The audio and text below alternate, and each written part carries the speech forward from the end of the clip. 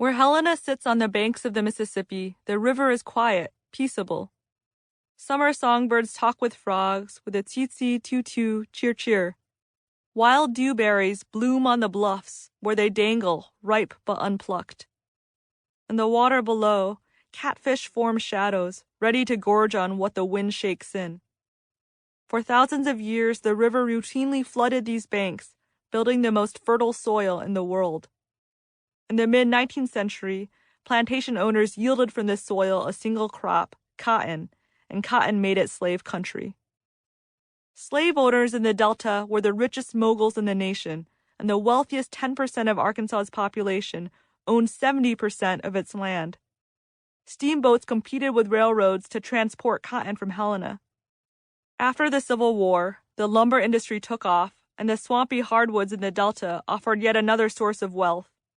People flocked here for wages at the 24 sawmills in the docks, the fish fries in the juke joints, the opera house and the saloons. Toss dice, haul wood, make moonshine, repeat. Helena was, as Twain wrote in 1883, the prettiest situation on the river and the commercial center of a broad and prosperous region. In 2004, the year I arrived in Helena, Twain City was hard to imagine. On Cherry Street, the town's main drag, wooden planks covered windows. There was a no loitering sign on an abandoned storefront, even though the actual loiterers were across the street, hovering around the town's only liquor store. The marquee of a long-shuttered store had become the canvas of a prankster, Starbucks coming soon. Sincerity was more likely to be found in the marquees of churches, which abounded. No such thing as rehab without Jesus, said one. There was no coffee shop, no bookstore, no movie theater, and no more than a handful of restaurants. When I asked where to get a good coffee, people recommended McDonald's. It wasn't bad. Helena had begun an effort to market an enchanting part of its history, the blues, at the old train depot, which was converted to a museum. The museum shares stories and photos of Black musicians who sang in Helena, lived in Helena, visited Helena, used Helena as a stepping stone to Chicago, or retired in Helena when Chicago didn't work out. Their names are evocative, often involving infirmity or animals. Blind Lemon Jefferson, Howlin' Wolf, Super Chicken. Exhibits here have hopeful titles. A Heritage of Determination reads one, or Struggle in a Bountiful Land, but few visitors. People say Helena's decline truly began with the closing of Mohawk Rubber and Tire Company. When it shut down in 1979, the middle class, both black and white, fled. Then Arkla Chemical, a fertilizer company, was shuttered.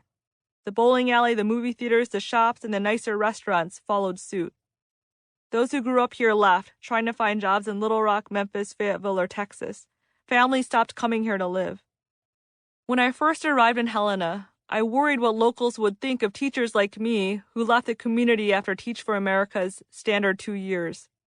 But soon I realized my question presumed that leaving was novel to the experience of living in Helena.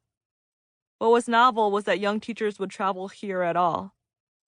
The saddest day is high school graduation, one grandparent would later tell me, referring to the kids who had found opportunities elsewhere, because those kids won't come back. People here got what jobs they could.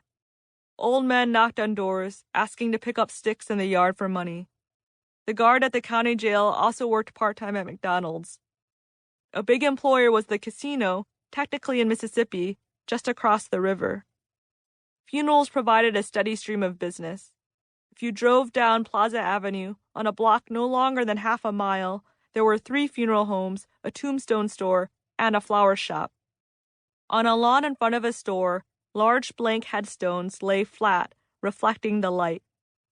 Walmart also did well. On any given school day, teenage girls could be found browsing the many aisles of its baby section. Outside, on weekends, the high school church group peddled abstinence pamphlets. Phillips County, of which Helena is the seat, was one of the poorest counties in the country and ranked last in the state of Arkansas in public health.